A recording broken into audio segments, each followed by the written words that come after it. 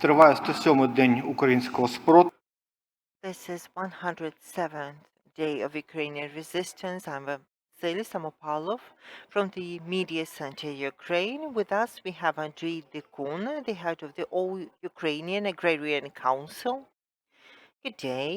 Let me start with the very specific questions of exporting Ukrainian grain. In realistic terms, what are the prospects for the export? What specific formats can you have faith in? Thank you for your question. Thank you for raising this topic as it's of highest relevance in Ukraine and globally. If we consider the situation that evolved before the 24th of February, the aggression, we exported 5 million tons of grain a month. In the years of our independence, we built our export through the Ukrainian ports. So 5 million were exported through the ports exclusively. Currently, the ports are blocked. Some ports are occupied, but the key ports are blocked, leaving 2 Danube ports. Currently, Ukraine has about 22-23 million tons of grain in excess. This is the grain we are in a position to export, and we haven't exported them before the new harvest.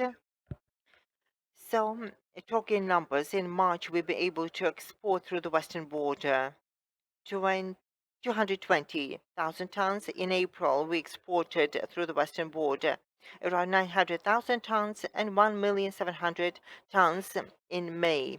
So the Ukrainian railroad is working actively, bringing grain, and the trucks are used to bring grain, and some 500,000 has been exported through Danube ports, but that isn't enough. And now there's a need seen in Ukraine and globally to unblock the Ukrainian ports. We weren't prepared for this eventuality. We relied on our ports to export our produce. Now we need to deliver the grain by west to be able to change the tracks on the rail carriages to have alternatives at hand. We can still ramp up our exports, but we will not be in a position to export all grain before the next harvest, which is starting in Bessarabia region. And the lion's share of reaping is to start in 2 or 3 weeks' time, even though some territories are occupied in Luhansk, Zaporizhia, and Kherson, including a lot of arable lands. So we will not be able to collect our harvest in these territories. Nonetheless, we still have too much grain. We are expecting to have in September, October, 55 million tons of grain that we won't be able to export. So as agriculture business, we need to raise the question at all the different platforms. We advocating the need to unblock the ports, talking to our counterparts in the world, relaying the information to them. But still, we know should the political decision be made tomorrow that the ports be unblocked, we will still need to demine the sea, and that will take months. So we are now preparing to organize storage facilities for excess grain. We'll be looking for 10 million tons of grain that we won't have the capacity to accommodate. We won't be able to build the silos or the storage facilities within the time. Perhaps Agrarian will find some temporary storage facilities, and will start procuring and bringing in the plastic sheaths. This is a relatively cheap storage technology, so we'll be using those technical sheaths to store grain. Even should we be able to preserve it, the question will be, will we be able to harvest it? Our estimates comply with the estimates of the Ministry of the Agriculture.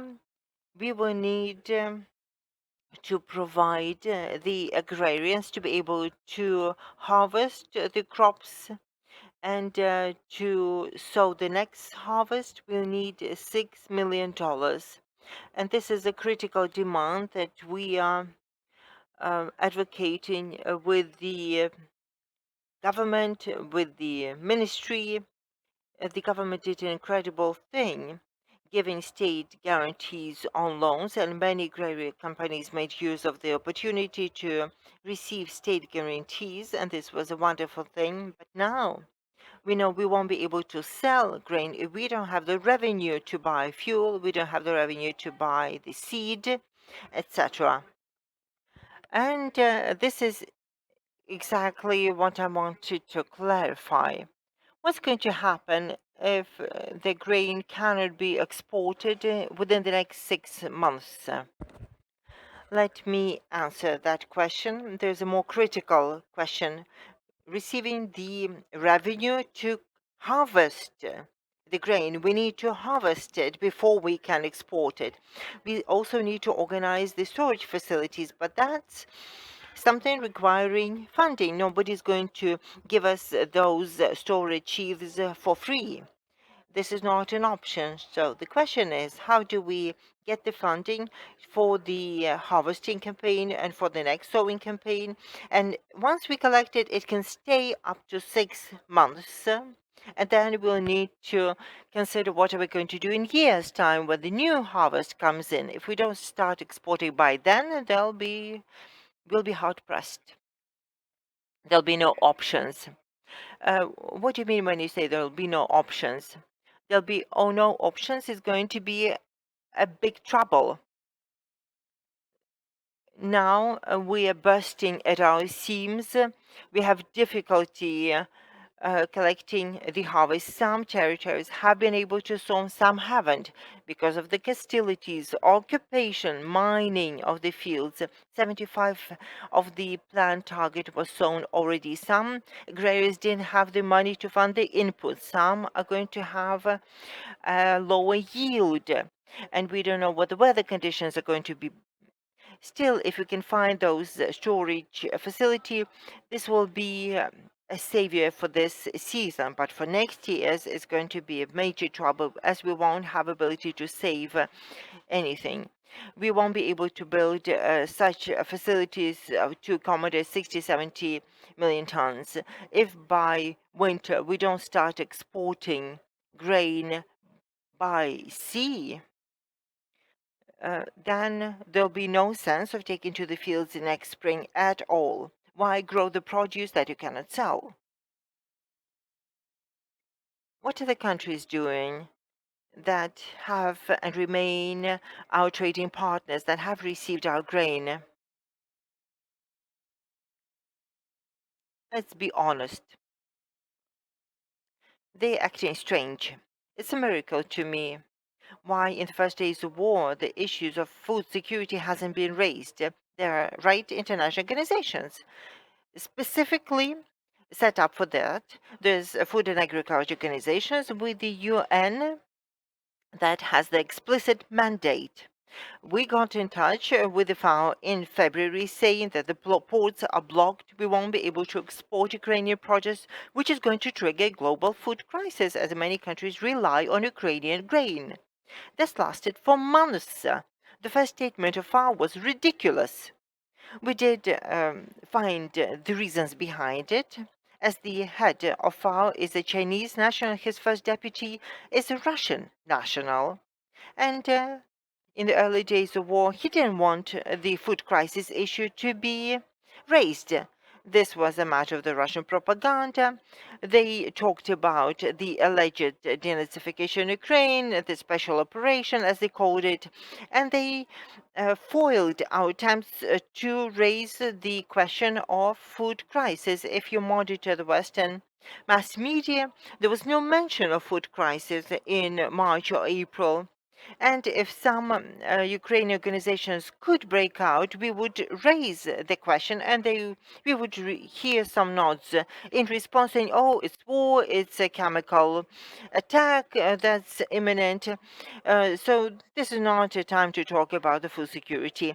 And then the countries have seen that they either cannot export grain because they had a dry season, and the Europeans have seen if there is famine in Africa, millions will flood into Europe, whilst the Ukrainians are fleeing the war into Europe, and that's one thing.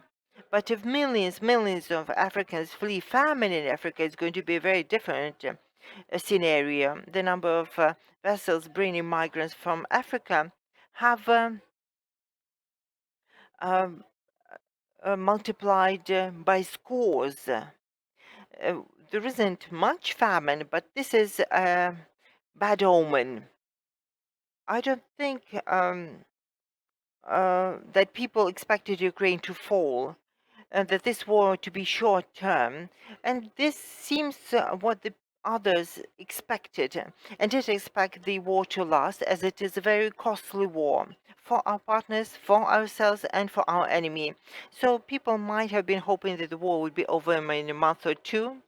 So now we have this tax, we've given this instrument to our enemy. Putin had the energy, resources, and Europe isn't homogeneous. It's not all supportive of Ukraine. There are some that are ardent supporters of Ukraine, and then there are Hungarians who are not.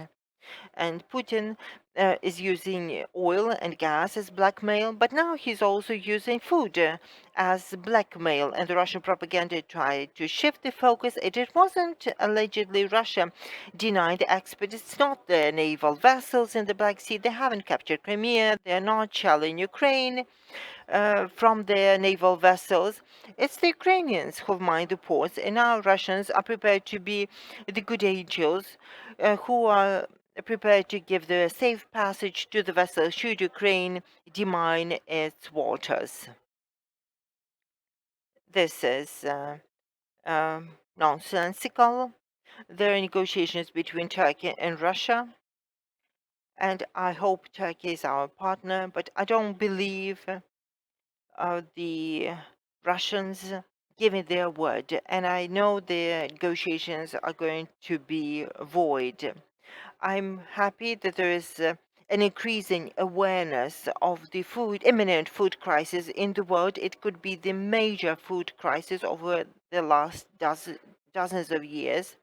And Russia shoulders full responsibility for the food crisis. I don't see a food crisis imminent for Ukraine, but our biggest economy industry is going to suffer badly because we can't sell our produce.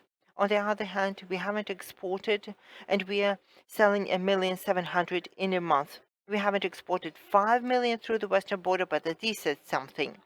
So we are working very hard to make the exports happen, but it's not enough to save the countries which are endangered, which are beginning to see some hunger riots. Egypt has reached out to the World Bank seeking funding for grain, as the food is becoming increasingly expensive in the world. It's cheaper in Ukraine meanwhile. And another point I would like to make, which is just as important, and it's that to reap the harvest, we need fuel. And we need more fuel. The correlation is 30 to 70 between the sowing and the harvesting campaign. We had our reserves that we made in the fall and winter for the sowing campaign, but now our oil depot have been destroyed by Russia. So Russia is deliberately exterminating the Ukrainian economy. No one denied the economic warfare. So Putin is allegedly prepared to help Ukrainians export grain, but they are destroying one of the most modern terminals in Mykolaiv port. 60% of the fuel that went into Ukraine was received from Belarus and Russia. and 15% was received from elsewhere. Now we're not receiving petrol from Russia, Belarus, as they are our adversaries. We can't bring we can't bring it by sea in Kremenchuk, or refinery is at a standstill. We're trying to bring some petrol by trucks and trailers. We're getting some petrol, but how will the farmers get the fuel for their works? There's shortage at the petrol stations, and the prices have hiked. So we're expecting we still have time before the major harvesting campaign, so we're hoping that ways to fund the harvesting campaign will be found and the farmers will be provided with fuel. The economists are saying that the best bet of the agriculture industry is about processing. Is it realistic? It is realistic in the long-term prospects. We've all seen the situation that has evolved and reconsidered it. Earlier, there were many buyers for our grain and we sold it at a profit. But now, there are just as many people wanting to buy our grain, but we cannot sell it through ports, but we should think how we can sell it at added value, like grain through milk, grain through meat, grain through added value. So the Russian Federation is there to stay. And people in Ukraine, the politicians, east to west, have a good understanding of who our enemy is. And this enemy is tangible and real. This is not a matter of 50 shades of grey. It's either black or white. Russia is our enemy. And Russia is targeting the rail infrastructure. They've blocked the ports. They are targeting it to disrupt the delivery of arms to Ukraine, but also collateral damage is foiling the Ukrainian exports of grain. The unique thing is that we've been given access to the European market, which was denied to us before. For the last 30 years now, the quotas have been lifted, if for a year, but I hope we'll be able to persuade the Europeans to keep them open, and we need to have a presence on the European market, on the shelves of the European supermarkets, and to do that we need to create added value. So the strategy for the development of Ukrainian agriculture is lies in processing. Processing is difficult to organize during the war because it's difficult to find investments. Earlier, the argument was, why process if I can sell my grain, if there are people queuing to buy it? Now it's over. After our victory, there'll be a cooperation boom. The legislation is permitting, people can form cooperatives, and the governmental support um, has to continue to support agriculture as it is bringing in very attractive profit margins. And with the governmental support, we can do much more. And processing is about jobs. Let's remember that currently we have lost a lot of people who went abroad and men have stayed in Ukraine, and still the situation will change. And if men are allowed to grow abroad, they will also travel abroad. And the main objective for all of us, for our government and the people, uh, would be to tackle our challenges and bring our people back. And the processing industry is the answer. This is the niche which could bring in millions people and offer them jobs. If people don't have a job in Ukraine, they won't come back. People will work for hire in Europe, but won't return to Ukraine if they can't make a living here. So this is a unique chance for us to bring back the people, create added value, earn high profit margins, have more jobs, more taxes. So the answer is a definite yes.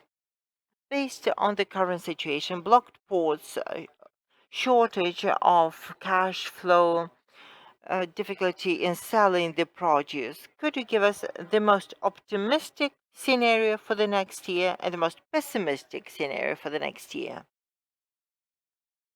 The most optimistic scenario is a political decision to unblock the ports. The countries, excluding Russia, including Turkey, the UK, the US, and their warships, come in and we start exporting our produce by the end of the year and a mass export through the western borders. We have 1.7 million exported in May, and that was just by optimizing the managerial processes, and we still have some potential for growth there. It could be 2 to 3 million tons. And this is the most optimistic scenario. And we start the sowing campaign for the next year.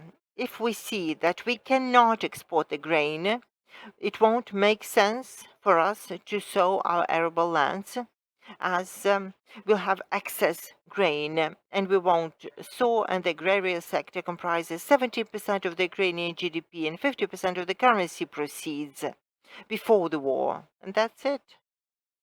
So we will see a massive decline in agriculture, a very massive decline in the economy, and we'll be increasingly dependent on our Western partners who will need to support us. So there's a direct relation to the end of war. As soon as we win, the ports will be open. It's clear. Thank you very much for your answers. We talked to Andriy Dykun, the head of the All Ukrainian Agrarian Council. We discussed the prospects for Ukraine, and we believe that things will look up for the Ukrainian agrarian market. We'll resume our program on Monday. See you then.